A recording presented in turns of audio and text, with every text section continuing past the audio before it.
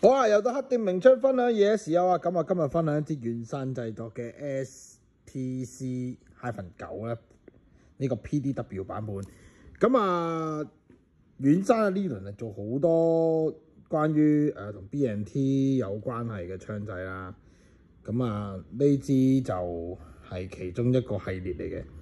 咁啊有咩特別咧？咁第一就係佢有雙邊嘅 charging， 一邊係後面，另外一邊咧就係喺呢個左手面嘅，係啦。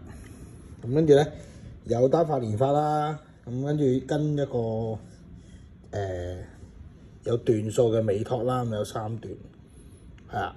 咁跟住咧就其實呢個尾托咧都好百變嘅，咁你可以俾錢去換一個嗰啲魚骨，咁你可以接駁啲其他牌子嘅尾托都得嘅。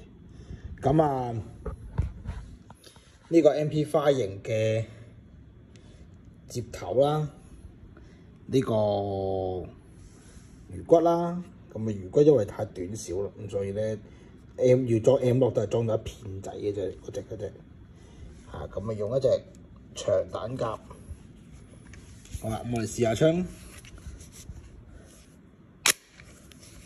好，而家試單發啦。因為啱啱先我試咗，其實我試咗打2隻夾連發㗎。其實對彈夾應該都有啲凍，因為佢出邊係膠，所以我摸唔到佢真係凍啦嚇。咁我就試下單發，冇準星嘅。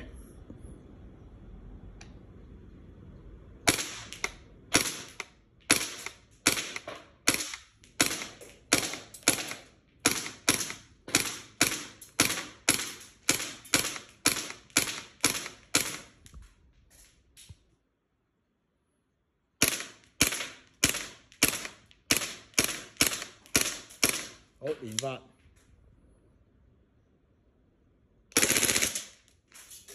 好啦，嗱，咁我試睇下盲射啊，冇準星啊。嗱，盲射其實嗰個 grouping 咧都好 fit 嘅。咁我啱啱先距離大概係5-6米咁嘅地方啦。咁其實呢支槍盲射我都覺得值，原裝我覺得值啊。但係如果你話可能去到10零米左右啦，咁就可能要再調一調個殼啦。殼位喺呢度，頂呢度個窿，佢有箭嘴射住嘅。OK， 咁啊，整體可以好玩，性價比都幾高啊！如果你買翻佢嗰隻，佢之前有一隻出咗隻版本咧，係有雙夾嘅，不過應該就冇貨啦。咁而家就得翻呢隻，同埋另外一隻就係 M4 托嗰個版本。係啊，咁有興趣嘅朋友咧就可以快啲聯絡啦。下次再見，拜拜。